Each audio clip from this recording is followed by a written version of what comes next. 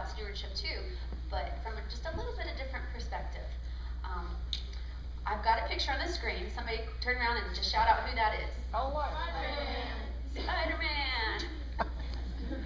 Thank you, adults and children. All right. Spider-Man has this saying, and I'm wondering if anybody can tell me the saying that he's famous for that his Uncle Ben taught. Does anybody know any Spider-Man fans? Connor? With great power comes great responsibility. Excellent. You read your comics. And you remembered. Good job, Connor. That is exactly the point that I was going to make. With great power comes great responsibility. And I thought, wow, Spider-Man said something that we could actually relate to the Bible. And I got to thinking about great responsibility. And there's a story that Jesus tells in the Bible of talents. Does anybody know what talents are? Talents are special things that only some people can do. Talents are special things that only some people can do? That's right. Talents are abilities. And that's not the original meaning of the word, but we get that word from this story. So as you're listening to the story, I'm going to retell it for you. Think about that, because back in Jesus' day, talents were actually money. And they were quite an expensive amount of money. It was about 15 years worth of work that they would have to work to get one talent. And in our culture today, that's about $1,000. But in Jesus' day, they would have to work 15 years to get that much money. So one talent was a lot of money, and it was a big responsibility to have. And there's a parable in the Bible that Jesus tells in Matthew chapter 25, verses 14 through 30.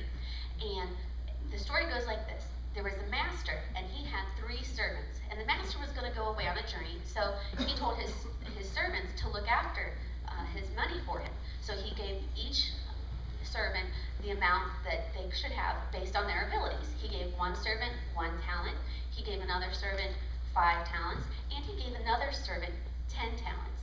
And so they all took their money and did what they saw fit. The one that had 10 talents took his money and he invested it. He went out and worked with it, and he got 10 more. He earned 10 more to give back to his master when his master returned. And then the second servant went out and he took his 5 talents and he invested it until he got 5 more to give to the master when he returned. But the third servant did something different. He took his money and he dug a big hole in the ground and he buried it. And then the master comes back and he calls the servants to him and he said, "What did you do while I was away?" And the first servant said, "Look, master, you gave me 10 talents and I took it and I have 10 more." And the second servant said, "Look, master, you gave me 5 and I went and I got 5 more." And the master said to those 2 servants, "Well done, good and faithful servants. You have been faithful with a few things, so I'm going to make you in charge of a great many things because you've been responsible while I was gone." And then the last servant said, "Well, look, master, I knew that you were a hard guy, so you gave me 1 talent and I didn't want to lose it, so I buried it in the ground, and I have your money. Here it is." And the master said, "Well, you're just a lazy servant, you wicked and evil servant. Why would you take my money? You could have invested it in a bank and gotten interest on it, but instead you did nothing with it at all." And that's, then the servant got punished, and that's kind of the end of the story. And when the disciples of Jesus heard this story, they were wondering what it meant. And Jesus asked them, which servant was faithful? Which servants do you guys think were faithful? The third one. The third one? The one that took his money and buried it in the ground?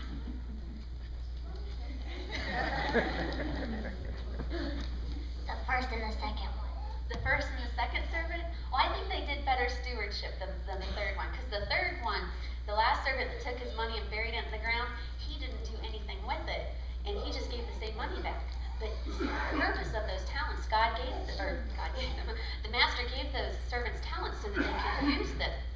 So that kind of reminds us of stewardship. God gives us things. Gifts and abilities is what he gives us. He gives us gifts and abilities and blessings, and he gives us all this stuff that we are supposed to be responsible for and we're supposed to take care of. Can anybody think of stuff that we're supposed to take care of?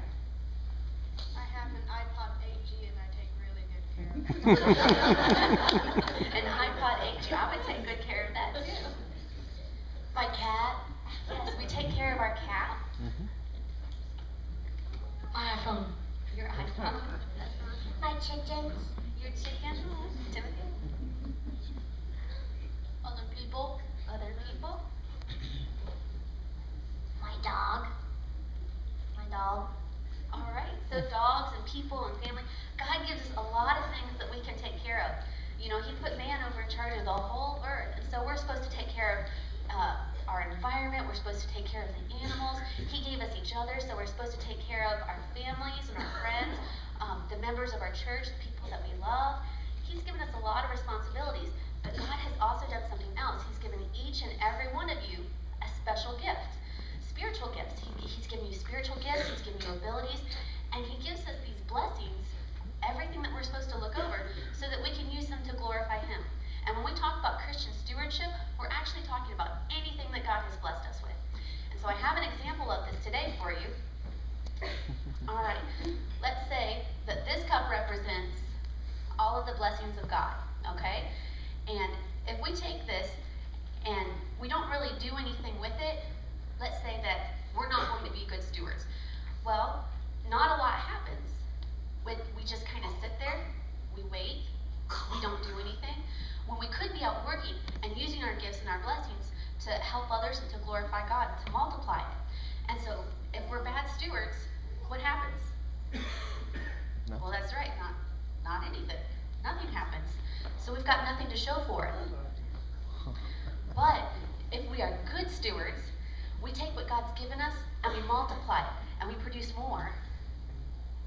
And if we're good stewards, everything overflows. The blessings of God, the things that we produce for God, the things that we give back to God, everything just kind of bubbles up. And we give more back to God. We say, God, here's what you've given me. This is what I'm going to give to you. Because you see, even though talents that we have now aren't money, the talents that God gives us are His gift to us.